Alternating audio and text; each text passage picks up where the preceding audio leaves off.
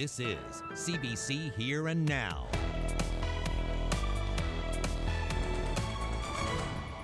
Last second, seen the car swerve towards the truck. Close call. A tow truck driver barely escapes with his life. It's not a situation you want to be in. There's a big bang. See, it's come to me torpedoed. He made it out alive, the only living survivor of the Ss Caribou. To say it's Christmas Eve. End of an era? The members of Hey Rosetta go their own way. Well, temperatures are rising into Saturday, but so are the shower chances, and the winds are picking up too. Your full forecast coming up. A tow truck driver from Logie Bay is lucky to be alive after a close call this morning. Tanner Isaacs was loading a car with 2 flat tires onto his truck on Pitts Memorial Drive when someone slammed into it. According to the operators of the company Isaacs works for, this is another example of just how dangerous our roads have become. Here now's Fred Hutton has our story. You're lucky, man. 23-year-old Tanner Isaacs knows he had a brush with death this morning. The young tow truck driver has only been on the job for a week, but already has a story from the road he'll never forget. As he was loading a car onto his tow truck this morning at 4 o'clock, he noticed a vehicle coming towards him. As he got closer, I just last second seen the car swerve towards the truck. Isaacs can't remember much after that, but thinks the car actually launched into the air and flew over his head, causing this injury, before landing 10 feet in front of the tow truck. Greg and Robert Squires run R&D Towing and Recovery. They say all too often tow truck drivers report close calls, but this one left them shaken. I mean, I almost got sick because I know how scary it is out there on the side of the road.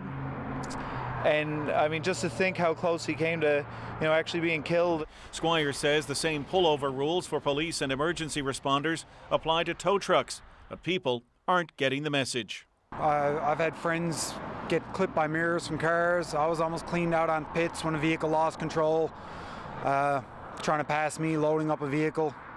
How close was it? Oh, within 2-3 feet. The driver of the car that hit the tow truck was taken to hospital. Isaacs didn't suffer any serious injuries, but wanted to talk about this incident to remind people to slow down when lights are flashing. He also knows how close a call this was. Not a situation you want to be in, but definitely nice to be here still. So, Fred Hutton, CBC News, St. John's. Well, it certainly was a very close call for that young tow truck driver. Now, the video at the scene was taken by the Telegram's photojournalist Keith Goss, who's joining me now. So, Keith, what was it like when you arrived at the scene? How bad was it? Well, it looked a lot worse than what it actually turned out to be. But when you've got a vehicle with car parts ripped off, you kind of expect the worst. I've been to enough of these scenes that some of these can turn out really well and some of these can turn out very, very badly. As I said, it could have been a lot worse for the tow truck driver. Now, the driver of the vehicle, just explain what happened there. Was it a man or a woman, by the way? It was a man, and from what the officials on scene told me, he was approaching the tow truck from behind while the operator was trying to load a car on the flatbed, and somehow ended up clipping the flatbed while it was lowered and was thrown back into the highway, barely missing the tow truck driver while he was doing his job. Now, you took the pictures of the attendants attending to that driver. Any sense of what condition he was in? It looked like he was in pretty good shape. I mean, he was able to actually stand up and walk to the stretcher. I know a lot of people are transported for just safety purposes because they don't know if there's any other issues, but it didn't look like it was really, really serious. And what was the chatter at the scene, Keith? Did people think that speed might have been involved in this accident? I think what people are attributing this to is the pullover laws, that when you see emergency vehicles on the side of the road, people for some reason don't tend to pull over the way that they should be. I've been at many scenes where you've got multiple emergency vehicles and people are still driving by at high speeds and not pulling away from the vehicles into the other lane. And what it seems this one was is that the person came up on the scene too fast and never slowed down or pulled over. You must have seen some hard sights during your work as a photojournalist for the Telegram. It can be a difficult job sometimes. It's part of what I have to do, as a journalist.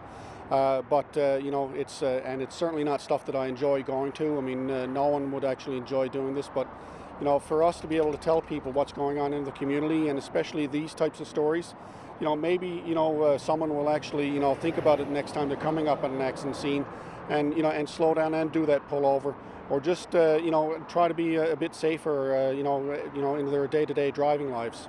And Keith, just on a final point, do you think it is getting worse despite all the attention? I actually do think it's getting worse. I've been doing this job for a little over 30 years now, and especially in the past 5 years, it seems that drivers are more aggressive, more distracted, especially more distracted. I see people on their phones all the time, and even going past accident scenes, even when people are driving slow, they're not paying attention to the traffic in front of them, they're looking at the actual scene itself. So, I really do think that it is getting worse, and, I'd really like to not have to show up to many more of these scenes if I don't have to. Keith Goss, thanks very much for meeting me here. Yeah, no problem.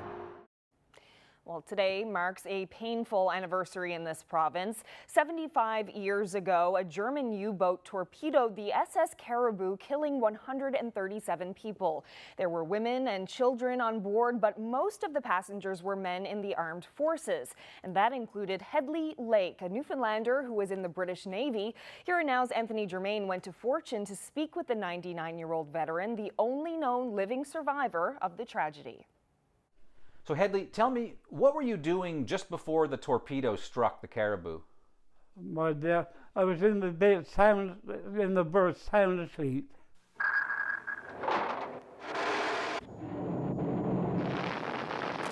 And what happened when the torpedo hit? Come to me, survival. What was the sound like? Oh, it was a big bang. See, come to me, torpedoed. How did you escape? After a bit, I got out to the door. When I turned, the rail was going underwater. So was the Caribou listing? Was it tipped? Yes, over on her side. Right. Over on her side. So I swim right clear of her then. So you jumped? No, I never had to jump. I was right in the water. Water was facing me. As soon as you got to the top, you were in the water? Yeah. After I swam so far, I seen a woman struggling in the water, so I threw her the life out. Now, she shot me all right, but she was going with her frantic. She was trying to keep her reel out of water. Did you ever see her again? Not very long after now. From the time the torpedo hit to the time the Caribou went down, how long would that have been? Oh, not very long. 10 minutes at the most, I say.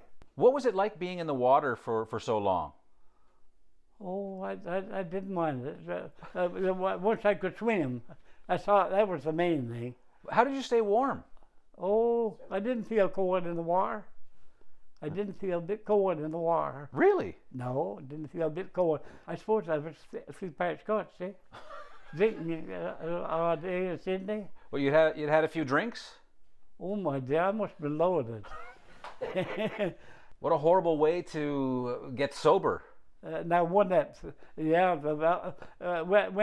you struck, everything went right senses right away. When you were in the water and you looked back at the Caribou going down, there were people trapped in a lifeboat?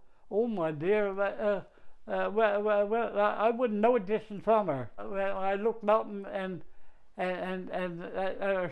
stern that come right out of the water. The stern? Her stern come right out of the water, and I could see the lifeboat on her deck. There with people into her now. I don't know how many, but she looked like she was full. And what happened to that lifeboat? Oh my dear, they just went on down with her. What do you remember most about that night after you were in the water? Oh, I was in the water swimming. I didn't know where I was to. When it started to come daylight, I seen a stick on the water. It looked like a dome. So I started swimming to it. Eh? What was it? No, this was a raft with people onto it. After I graduated to swim, they got nearer to it. I could see then there's people onto it. So I swam and they let me get onto them. Then I stayed there on the raft then till so we got picked up. Boat come and picked us up. And did that boat take you to Newfoundland, or did it go back to Nova Scotia? No, she carried us back to Sydney. When you look back at that day in your life, was that the saddest day? I suppose you could say so, yeah. You know, to say to see all them lives lost, couldn't have been much worse. I want to thank you very much. Thank you. Yeah, thanks. It was a pleasure. Yeah. Well, this weekend, there's a ceremony in Port aux Basques to mark the 75th anniversary of the sinking. One person who will be in attendance, an author who's written about the Ss Caribou. Anthony's conversation with her is coming up in about 40 minutes. Well, a new billboard was attached to the CBC building here in St. John's today. It marks another milestone for Here and Now. This Monday, October 16th, Anthony Germain will join me and Ryan as the new co-host of Here and Now. Anthony is the former host of the St. John's Morning Show, and for 5 years he was CBC's foreign correspondent in China. Looking sharp there, guys. Thank you. Thank you. This is all kind of bittersweet, though. Yes. I mean, we're glad, and I'm very glad to welcome Anthony to the set. Sad you're not going to be sitting here next to me every night, but tell us, you are still going I'll to be around. Yes, I'll be reporting regularly for Here and Now, of course. So, and actually, I'll be back here like a week from today, filling in for you. So, yeah, you can't get rid of me yet. No, and we're all really glad that you're still going to be very much part of the show, and I really can't wait for you to take over for me, because then these messages are going to be for you instead of me. Oh, you get all the blame. Yeah, so 1 week from tonight, it's all you, okay? So frosty start on the Avalon this morning, certainly. Darlene Drover, no Ryan, no. Although I posted this on my Facebook page and a few people were replying, yes, Ryan, yes. So, hey, it's basically this time of year. Some can't wait. Some really can wait a long, long time for the frost. And yes, not even talking just about frost, but also shovels ready in Labrador. Special weather statements are in effect Sunday night into Monday. Some accumulating snow possible, looking likely, in fact, for Labrador City, Happy Valley, Goose Bay, and southeastern Labrador. We're going to talk more about that in the long range. In general this weekend, nice start on the island, although really turning a lot breezier through the day. Showers roll in through the afternoon and evening hours, showers ending in Labrador as we work towards Sunday. Again, an increasing cloud type of day on the island with that snow tracking into Labrador through Sunday night into Monday. Weekend details, incomplete detail, coming up in just a few minutes. Carolyn? Thanks, Ryan. Well, Premier Dwight Ball spoke today about his investment in the controversial Sundara condominium complex, which was recently taken over by the Newfoundland and Labrador Credit Union. Now, Ball is a shareholder in Rockmount Properties, the company that built Sundara. But after 6 years, only 12 of the 45 condo units sold, and Rockmount announced it was rezoning the building to an assisted living facility for seniors. Ball reaffirmed today that he's a minor shareholder in the project. He said he isn't involved in any day-to-day decision-making and couldn't say whether Rockmount Properties is in receivership. I have no idea. I'm getting the day-to-day updates, I guess, from CBC like everyone else would be. So I've not heard that at all. So I would not know that. I lived up to every single commitment, all my responsibilities as a minor shareholder when I was with Sundara. I've been focusing 100% of my time on the mess that Paul Davis and the others that have left us, things like, increased electricity rates in our province and so on. So the day-to-day work of all my businesses are done with the Blind Trust. I've not had any updates at all. Yesterday, we brought you the story of a couple whose home was destroyed by their tenants. Frustrated by a complicated system, they're calling for changes to provincial legislation. Here Now's Ryan Cook has been working on these stories for months. Here he is to explain the issues. Syringes scattered across the floor, blood on the ceiling. Imagine knowing this was happening inside your home, and yet you have to go through this. A flowchart on the wall at the Ss NL building shows the steps from beginning to end to clean up a mess like this one. Worst case scenario, there's 15 steps with the ability to appeal each order along the way. It's a process Loretta Young knows well. So I came down, I did change the locks and entered the apartment, and it was horrendous. The smell knocked me back 10 feet. Young rented this furnished apartment to a single mother last spring, but things took a turn for the worse when her teenage daughter and boyfriend moved in. Young says they terrorized the neighbors, stole her furniture, and let their cats go outside the litter box. The flowchart was no help to Young. After 3 eviction notices went ignored, she entered the apartment in August and changed the locks herself. Now she wants to see changes to the Residential Tenancies Act. And there's no protection for me, not from the police department and not by the tenancy board. So somebody's got to take that Tenancy Act out of the closet, dust the many years off it, that it's been hidden away and nothing done with it, and do something about it. We need protection. Good people need protection. But it's not just landlords. We've also told stories in the past of tenants being ripped off, people stuck in slum housing, and landlords taking advantage of the disadvantaged. All these problems come back to this piece of legislation, which was last updated 17 years ago. Ss NL has had 3 ministers in the last year, all of whom have promised a review of the act, but none have been able to provide a timeline. Until then, landlords and tenants will have to place their hope in a 15-step flowchart. Ryan Cook, CBC News, St. John's. Well, 2 families officially became homeowners in Corner Brook today. Government officials and volunteers gathered to announce the 2 new Habitat for Humanity homes in the Curling area of the city. Here Now's Colleen Connors was there for the big announcement. She joins us live tonight from Corner Brook. So, Colleen, what was it like for the families today? Well, you can imagine they were elated, really excited, and a little overwhelmed by the large crowd of people that came out to celebrate with them today. The room was filled with volunteers, many government officials, of course, and the homeowners, and of course their families came along as well. And now the whole event was planned so that they could celebrate the fact that the Habitat for Humanity home, the first one in Corner Brook, is completed. So the families got to move in about 2 months ago. They moved in over the summer, and they've really settled into this new home. And you have to see it. It's so beautiful. It's such a nice property. All the landscaping is now done around the house, and you can tell that they've settled in. They've even got their Halloween decorations up, and you can tell that they're living there. You know, it's just such a beautiful property. The province invested $170,000 into these 2 homes.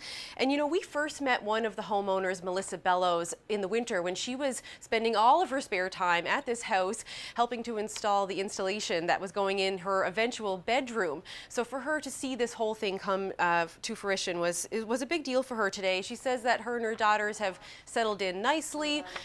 You know, she works just down the road, and they've settled into a really nice routine. It's calming to know that we actually have a safe place to call home, and the girls have their own rooms. It's been pretty exciting, hey? Yeah! You must take a lot of pride in the fact that you helped build this home. Yes. How does it feel? Great. And that's Shaylin, her 6-year-old daughter there in her arms, who's very excited about having her own bedroom. So the Bellows and the Quay family are all moved in and settled. They get up in the morning, they work, they pay their bills, and now they own a property. Live in Corner Brook, I'm Colleen Connors for Here and Now. Big news from Tim Baker and the rest of Hey Rosetta tonight. They're preparing to take a final bow before leaving the stage, possibly for good. The reason why is next.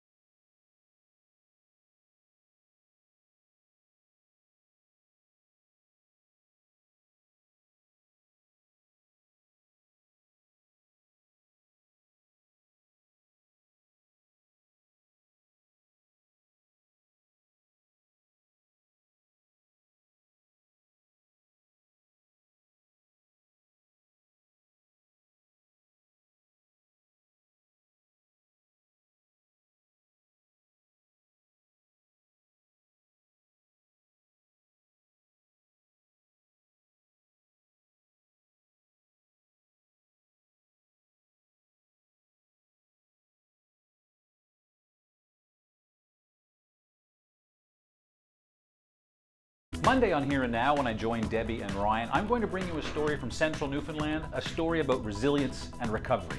The track busted and banged my leg or my foot and my ankle off the door, and my foot went that way 40 feet, my ankle went that way 30 feet.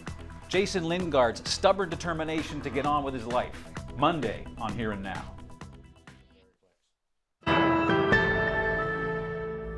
We have more now on that controversial decision to relocate the headquarters for Crown Lands from St. John's to Corner Brook, with government employees caught in the middle. Pure politics. That's how a retired public servant is describing the move. But the Liberal government says that's not true. Here and Now's Terry Roberts explains. John Kennedy says he's one of the lucky ones. Retired in July, not forced to make a decision between moving or staying. I was one of the lucky ones. I had the option to take early retirement, but unfortunately a lot of people didn't, and they're going to end up paying the price for it for a long time. He worked here for years, one of 32 people affected by the recent move to Corner Brook, a decision he says oozes politics. It was a huge success for the politicians from the West Coast that put 30 jobs in Corner Brook. That for them, that increases their standing in the community. Just 7 took the transfer, 24 stayed, taking permanent jobs in other departments, retiring or leaving government altogether. Unfortunately, and this has been the case with governments in the past, they can't create jobs, so they'll move jobs. The casualty in all that is the people that are in those jobs. Work should be is to be done where the work is located. Land Resources Minister Gerry Byrne defends the decision. In the west coast of Newfoundland and Labrador, we are seeing a 500% increase in the number of agricultural land, Crown land applications. Byrne says it makes sense to locate Crown lands in the region where agriculture, forestry and wildlife headquarters already operate. John Kennedy doesn't buy it, vacating a government-owned building in St. John's, leasing space in Corner Brook, and losing so much expertise. The amount of time that it's going to take to hire the new staff for this location, and more importantly to train them. Because to work for the Lands Office, you don't go to school, do a course in Crown Lands. It's a multidisciplinary, department. It takes years to train someone to be able to do their job properly. Terry Roberts, CBC News, St. John's. Well, it seems one of the province's most popular bands is calling it quits. Go think to say it's Christmas Eve or St. Nicholas. I know I ain't in your list, but if you're listening, Yes, Hey Rosetta announced this morning that their upcoming December shows in St. John's will be their last performances for the foreseeable future. The 7-member band has been together over a decade. They said in a Facebook post that some members need a break from what they call the mad cycle of being in a band. The post also says that frontman Tim Baker will be releasing a solo album next year. Tickets for the December 21st and 22nd shows at the Delta Ballroom go on sale October 16th at 10 a.m. And still with local music news, it will be a tune-filled weekend in St. John's. Music NL is holding its annual awards and conference. And it's the 25th year for Music NL, an event that has highlighted tons of wonderful local talent over the years. There will be plenty of performances around town in the lead up to Sunday evening's big award show, hosted by Alan Doyle at the St. John's Convention Centre. Leading the nominee pack with 5 nods each are Janet Cull, Ian Foster, Steve Maloney, and The Once. There are 24 categories in all, but here's a look at the nominees in 3 of those categories. For Group of the Year, we have Earl and Coffin, The Informants, the Kuvasonics, the Novaks, The Once, and Townhouse. Nominees for Female Artist of the Year include Colleen Power, Janet Cull, Maria Cherwick, Melanie O'Brien, Rachel Cousins, and Victoria Doyle. And for Male Artist of the Year, we have Gavin Sims, Ian Foster, Luke Tremblett, Matthew Byrne, Mick Davis, and Steve Maloney. Up next, why doctors and the provincial government are in a standoff over flu vaccinations.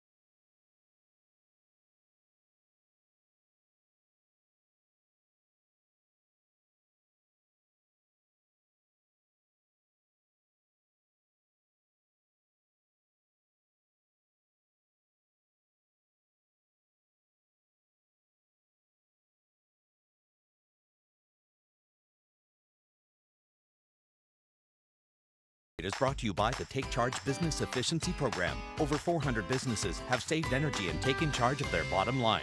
Find out how you can too.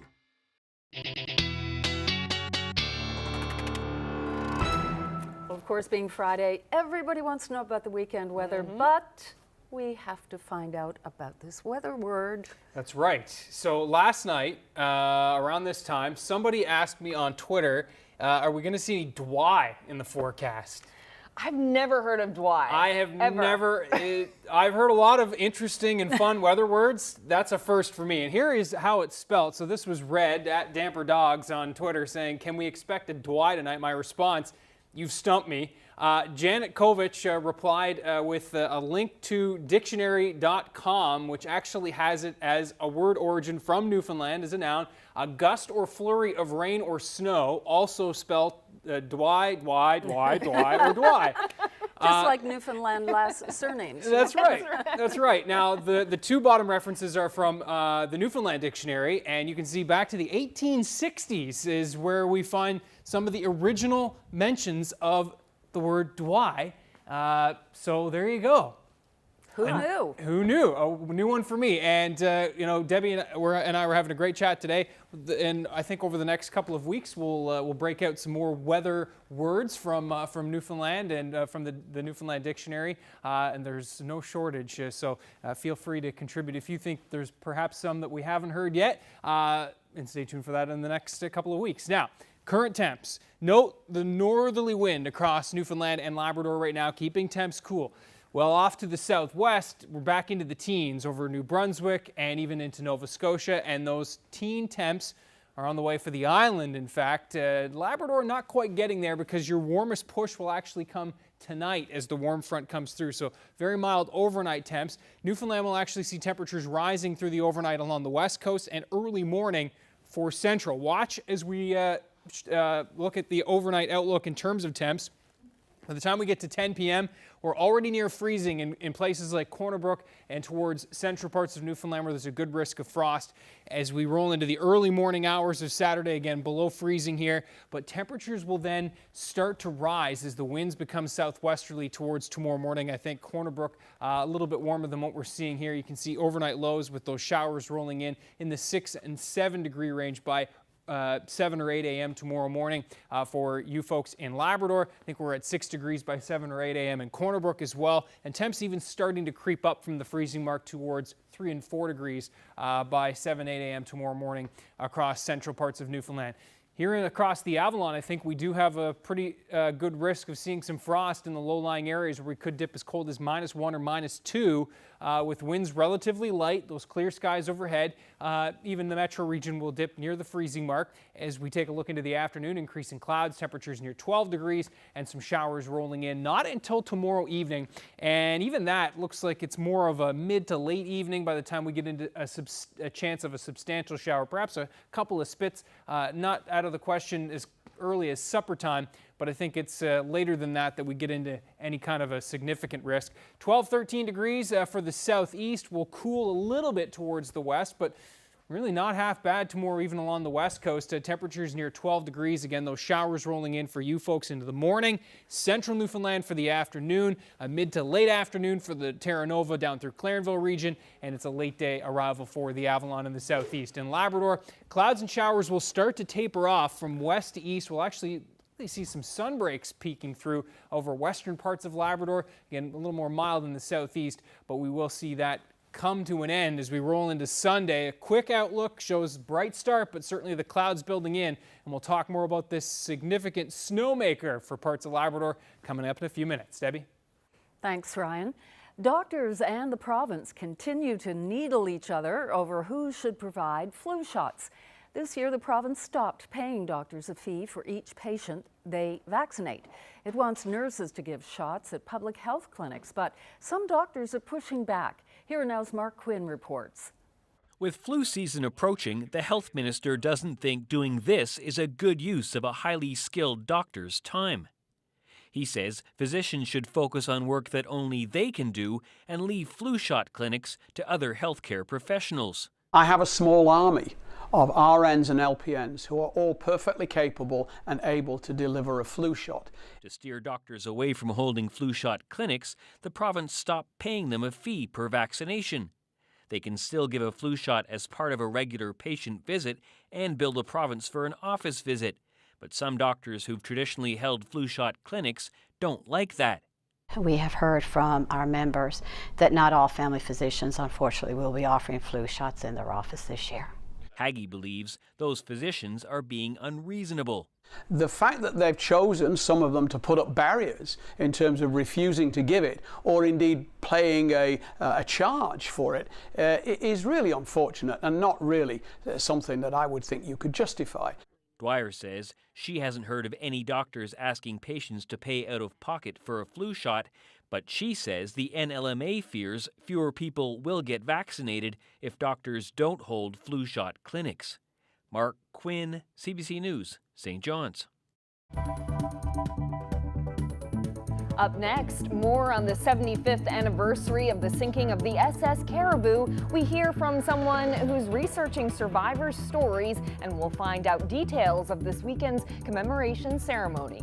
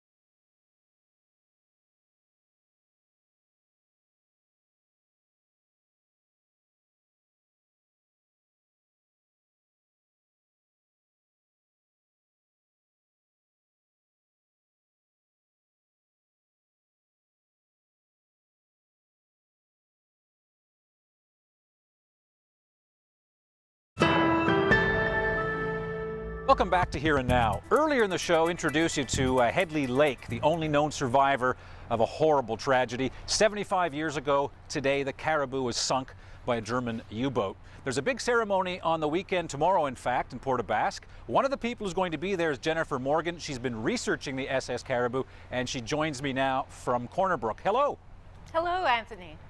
So tell me about some of the stories you've been collecting. Well, it all started with my great-grandfather's story, because he was the second engineer, Thomas Moist, and I got that story from my Nanny Morgan, and so it started out as a family story, and that's what really attracted me to the Ss Caribou story, is the untold family stories, you know, what the experience was like from that tragedy's perspective for the people who were home. You have a family connection, obviously. How did that guide you in the research that you did? Well, I guess it inspired me. You know, my Nanny Morgan used to tell us these stories about her father, and she Right. was mostly trying to make us know this man that she had loved, and who was this perfect grandpa who everybody got along with. And the tragedy was very potent and very real to her, especially this time of year, because tomorrow is not only the anniversary of the tragedy, the sinking of the Caribou, but it was also his birthday. Oh, so this makes it especially sad. Yes, it was, and especially sad, to add another storytelling level to this, is that this was the last trip he was supposed to take because he was retiring that day. And it ended up being the last trip in a horrific way, as along with another 130 people. What do you think is the overall significance of this day, 75 years later? Does the story of the Caribou still resonate? Oh yeah, I think for us Newfoundlanders, the Caribou is our Titanic. It's the biggest event. It's something that affected every community in the island, not so much Labrador, but certainly in the island, you know, from Bell Island to Stephenville, you know, and Port-au-Port, and then, you know, from Cottles Cove down to Rencontre East, you know, just you crisscross the island, and every community knew someone or knew someone who was affected by the sinking of the Caribou. Jennifer, I know there's a big ceremony planned in Port aux Basques. What can you briefly tell me about that ceremony tomorrow? Yeah, the Newfoundland, the Southwest Coast Historical Society and the railway, the Port aux Basques Railway Museum and the town of Port aux Basques have invited over 90 descendants of people who were on board the Caribou that night. And we're going to go for a march, a parade really, at 12 noon. Right. And then we'll be laying wreaths, each of us, for our relatives. And then there's going to be an unveiling of a mural. And then they've got a dinner at the Legion for those of us who are related to people who were on board that day. And that's followed by a dance in the evening, which is very appropriate for a 1940s commemoration. All right, I appreciate you joining us on Here and Now, and it's a very somber anniversary. Thank you for joining us. Thank you very much, Anthony. Every day that goes by, we think about the 58 people that lost their lives. Country music star Jason Aldean has appeared on stage for the first time since a gunman killed 58 people during his performance at a Las Vegas music festival.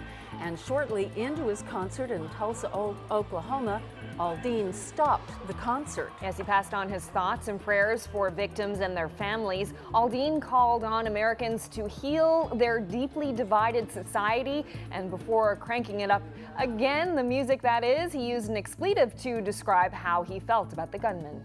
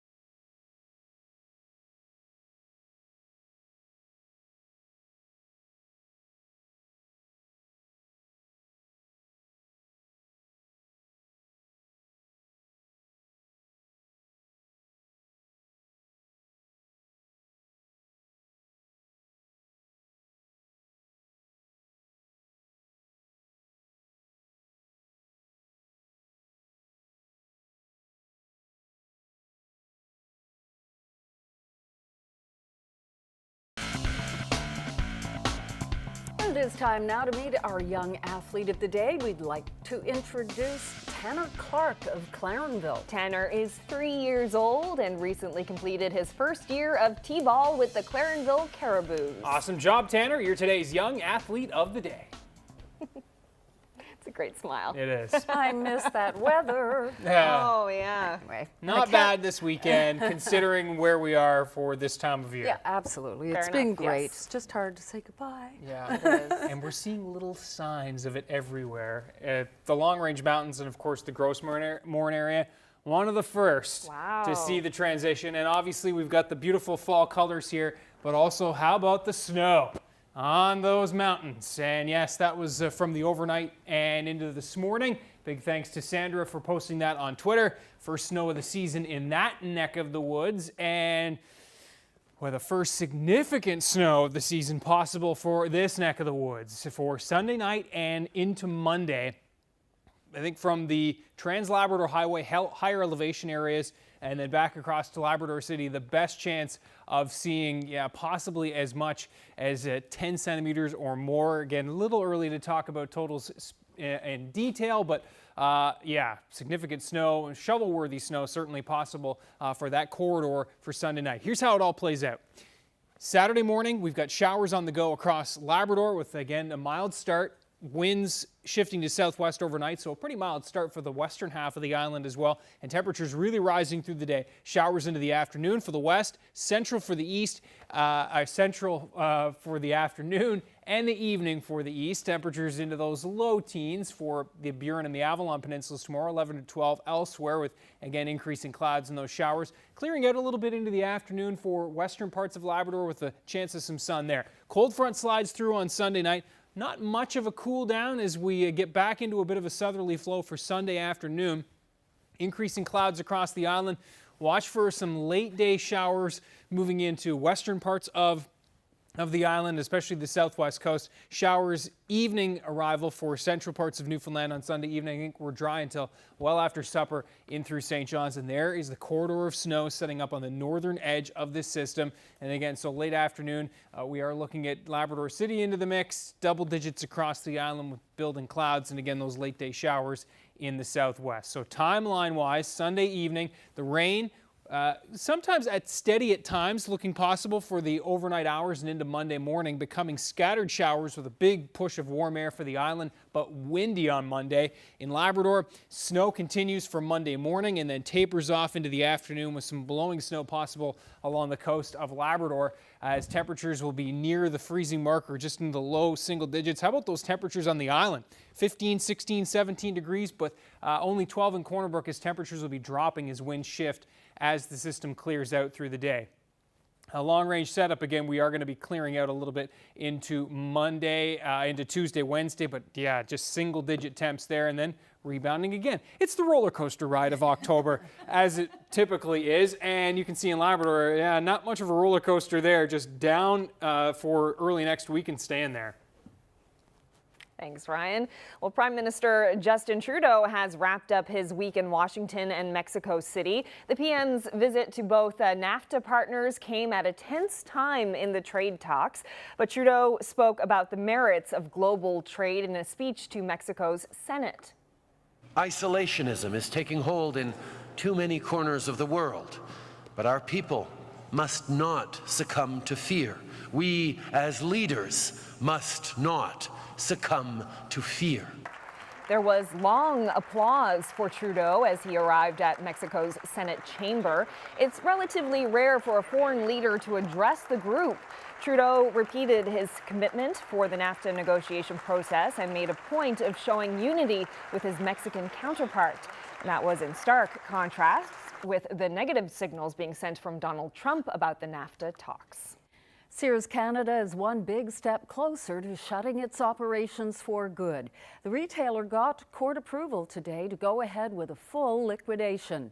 People are deeply saddened, shocked, and have apprehension about what's going to be next, obviously. We also hear stories of people supporting each other, of reaching out to each other and keeping each other strong in a difficult time.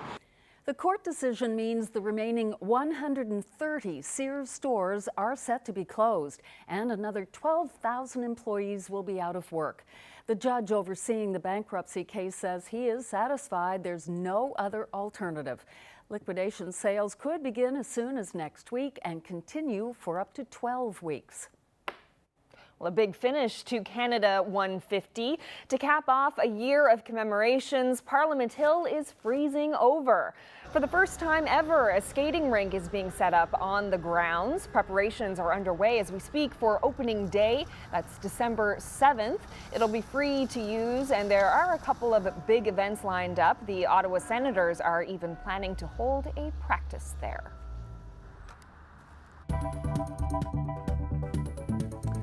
And our beautiful weather picture of the day tonight, chosen by Debbie Cooper, and a great one. How could you not love this? So beautiful. Yes. So somewhere along the northeast coast of the island, we'll give you a little taste of where that's from after the break.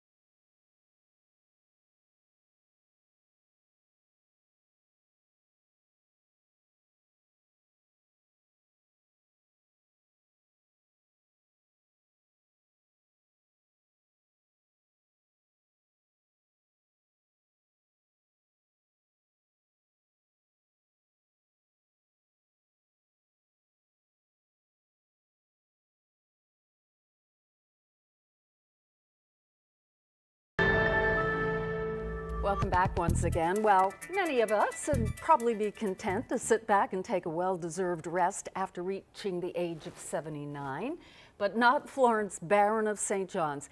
This weekend, she is tackling one of the most difficult road races in all of North America. Unbelievable. The Cape to Cabot 20-kilometer run, which stretches from Cape Spear to Cabot Tower atop Signal Hill. Byrne spoke about her running this morning on the CBC St. John's Morning Show. Say I have the good genes, I better use them to the good.